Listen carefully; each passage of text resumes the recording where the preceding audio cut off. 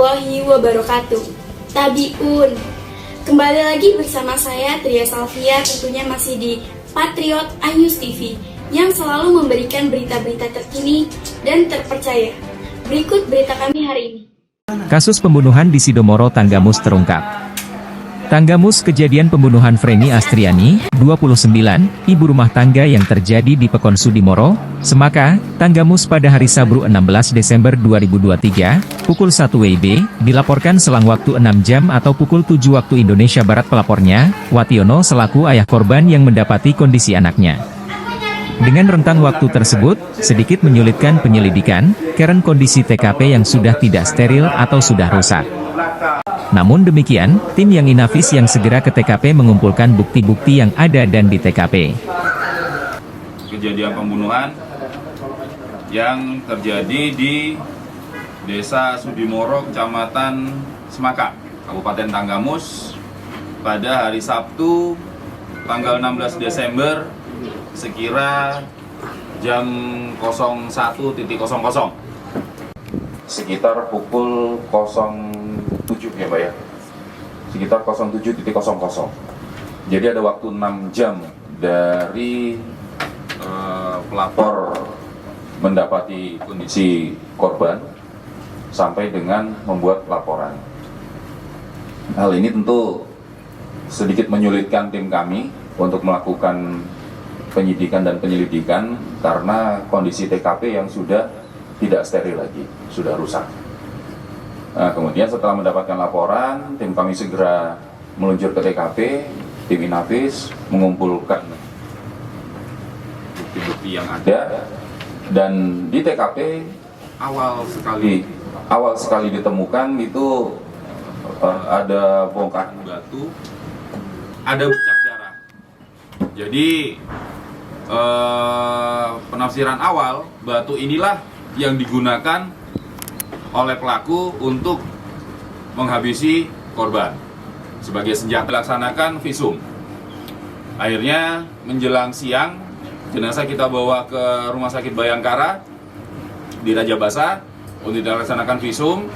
Kemudian besok malamnya keluar hasil bahwa pukulan yang menyebabkan kematian korban itu disebabkan oleh benda tumpul dan profilnya tidak sesuai dengan profil batu yang pertama kali diamankan. Akhirnya tim melakukan penyelidikan lebih lanjut dengan dibantu oleh Subdit 3 Jatanras Polda Lampung dan didukung oleh segenap masyarakat, baik yang memberikan keterangan sebagai saksi maupun yang ikut membantu merunutkan kejadian. Nah, dari situ kita dapati fakta baru bahwa ada handphone korban yang hilang. Ada handphone korban yang hilang dan satu batang kayu kaso yang biasanya digunakan untuk mengganjal pintu itu juga hilang, tidak berada di tempatnya lagi. Nah, ini menjadi satu bukti, satu keterangan baru bagi tim kami, dan tim terus melaksanakan penyelidikan lanjut.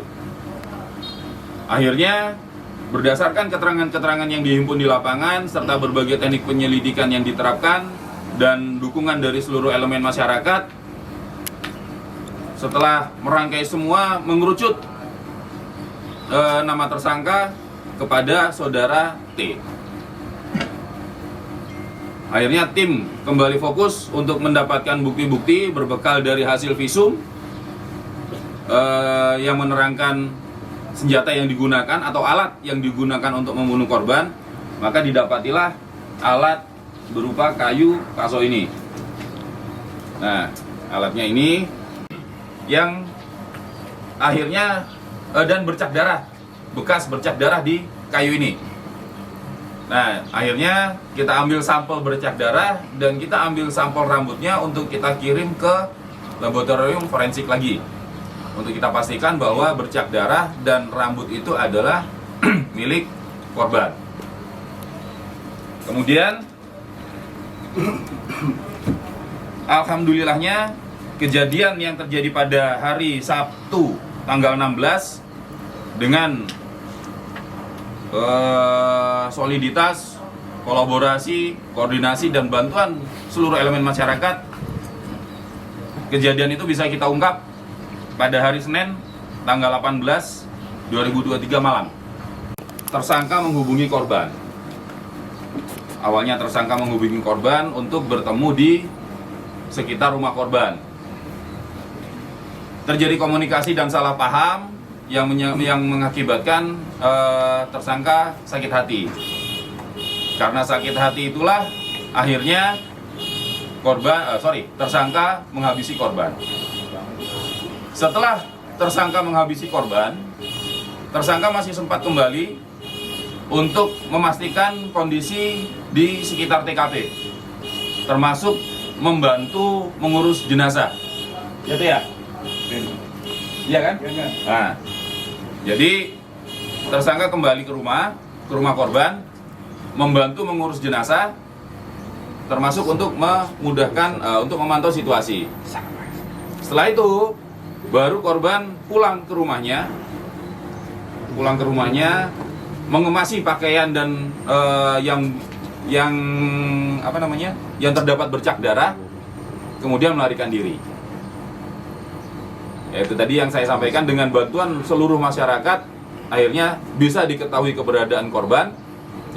Bisa diketahui keberadaan tersangka, dan secara persuasif tersangka kita minta untuk menyerahkan diri, dan akhirnya kita bisa melakukan preskon hari ini dengan kondisi lengkap, barang bukti ada, tersangka ada. Demikian yang bisa saya sampaikan, kurang lebihnya mohon maaf. Mungkin ada yang mau ditanyakan? Pak? Ya. Izin dari saya Rusdi dari Lampung Pos. Izin bertanya terkait apa yang melatar belakangi pembunuhan itu, dan bagaimana hubungan korban dengan tersangka? Oke. Jadi latar belakangnya, kalau menurut keterangan tersangka yang sudah dituangkan dalam BAP, tersangka dan korban ada hubungan asmara. Dan pada saat malam itu ngajak ketemuan, ada terjadi suatu hal yang menyebabkan tersangka. Awal sekali ditemukan adalah batu yang ada bercak darah, sehingga ditafsirkan awal, batu ini adalah yang digunakan oleh pelaku membunuh korban. Setelah dilaksanakan visum, akhirnya menjelang siang, jenazah dibawa ke Rumah Sakit Bayangkara untuk dilakukan visum. Besok malamnya keluar hasil bahwa korban mengalami pukulan benda tumpul dan profilnya tidak sesuai dengan batu tersebut. Tim kemudian melakukan penyelidikan lebih lanjut, dibantu Subdit 3 Jatanras Polda Lampung serta didukung segenap masyarakat sebagai saksi maupun ikut membantu merunutkan kejadian. Dari situ kita dapati fakta baru bahwa ada handphone korban yang hilang, juga satu batang kasau yang biasa digunakan mengganjal pintu juga hilang, sehingga menjadi suatu keterangan baru guna penyelidikan lanjut. Akhirnya berdasarkan keterangan-keterangan di lapangan serta teknik-teknik penyelidikan yang diterapkan dan dukungan dari seluruh elemen masyarakat, dan merangkai semuanya sehingga mengerucut kepada satu nama, yakni Muslihudin, 41, alias Timin. Tim kembali fokus untuk mendapatkan bukti-bukti, berbekal dari hasil visum yang menerangkan atau alat yang digunakan untuk membunuh korban. Sehingga didapatilah alat berupa kayu kasau dari batang kelapa dengan bercak darah serta 2 helai rambut, yang kemudian dikirim ke Lapfor. Alhamdulillah pasca kejadian, berkat kerjasama, soliditas dan kolaborasi sehingga kejadian tersebut dapat diungkap pada hari Senin, 18 Desember 2023 malam.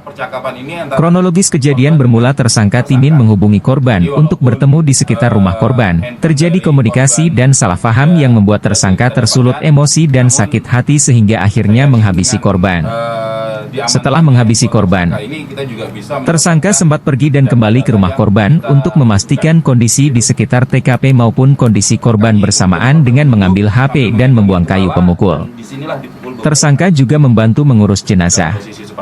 Tersangka pulang ke rumah mengemasi pakaian yang terkena bercak darah dan selanjutnya melarikan diri dari TKP pasca mengikuti takjiah di hari pertama. Setelah dilakukan pendekatan kepada keluarga tersangka, melalui tindakan persuasif sehingga tersangka dapat diamankan setelah menyerahkan diri. Latar belakang pembunuhan dan hubungan korban dengan tersangka turut diungkapkan Kapolres seusai keterangan tersangka antara korban dan tersangka yang dituangkan dalam BAP. Tersangka dan korban ada hubungan asmara. Tersangka dan korban ada hubungan asmara, dan saat malam kejadian, ada terjadi suatu hal yang menyebabkan tersangka sakit hati terhadap korban. Karena merasa sakit hati sehingga memukul korban di bagian belakang sekitar 10 kali dan visum menunjukkan beberapa bekas benda tumpul, bebernya. Barang bukti kayu yang diamankan merupakan ganjal pintu belakang rumah korban, yang sempat dibuang ke dalam bekas sumur, sementara handphone korban dibuang di aliran Sungai Semaka. Walaupun HP korban dibuang, kita sudah mendapatkan handphone tersangka yang nantinya akan digunakan teknis kientifikasi investigation guna mengetahui percakapan korban dan tersangka, sehingga didapatkan data-data yang kita butuhkan, jelasnya.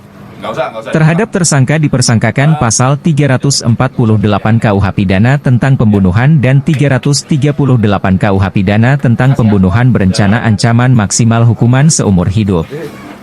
Sementara itu tersangka Timin mengakui kejadian itu di luar rumah, di samping Pak, di samping rumah. Jadi aku pukul sekali, terus aku tarik keluar, dia jatuh gitu Pak. Kok bisa itu yang korban ini keluar Pak? Ya kita udah janjian keluar Pak. Yang di dalam rumah itu berapa orang tuh Pak? Yang di dalam rumah, bapaknya, ibunya, anaknya 2 Pak. Udah berapa lama Pak berhubungan dengan itu Pak? Kalau hubungan itu lama Pak, udah lama. Cuma kita nggak sering ketemu. Kan tetangga nih Pak, kan dia suaminya di Malaysia merantau Pak. Iya Pak. Kenapa itu Pak dibunuh Pak? Nggak tahu Pak, spontan aja Pak. Tadi katanya ada kata-kata yang menyakitkan, emang omongannya apa sih Pak? Ya sebelum itu dia juga sering bilang Pak, ini nggak melalui HP atau apa Pak. Kadang kalau pas ketemu, misalnya ketemu katanya kalau istriku gemuk dikasih makan ayam atau apa gitu Pak. Itu udah sering kali dia bilang. Ketemunya sering di mana Pak? Ya kalau ketemu malam selalu di samping rumah dia Pak. Udah berapa kali ketemu nih Pak? Kalau ketemunya sering Pak. Pak, untuk melakukan hubungan suami istri sudah sering Pak? Sering Pak. Oh, sering transfer juga ya Pak ya? Iya Pak. Sering ngasih uang ya Pak? Iya Pak. Oh, oke. perbuatannya membunuh korban di luar rumah, yakni di samping, korban sekali pukul dan setelah terjatuh lalu kembali dipukul berkali-kali. Kita udah janjian dulu via handphone, yang tidur di dalam rumah itu bapaknya, ibunya dan 2 orang anaknya, kata Timin. Timin menjelaskan bahwa ia telah berhubungan lama namun tidak rutin bertemu. Kalau ketemunya malam ia di samping rumah korban dan sering melakukan hubungan suami istri, jelasnya. Timin mengaku sebelum kejadian ia merasa terhina sebab korban mengatakan sesuatu yang tidak enak didengar termasuk membicarakan istrinya. Korban juga pernah bilang, istrimu gemuk dikasih makan ayam, sehingga saya spontan memukul korban, ujarnya. Timin menyebut, selain melakukan hubungan suami istri, dirinya juga sering memberikan uang kepada korban termasuk korban sebaliknya memberi tersangka uang. Ia sering ngasih uang. Korban juga sering ngasih saya uang, kadang dia yang transfer, ujarnya. Ditambahkannya, bahwa korban dan istrinya sebenarnya berteman baik, namun terkait hubungan terlarang maupun pembunuhan, istrinya tidak mengetahui.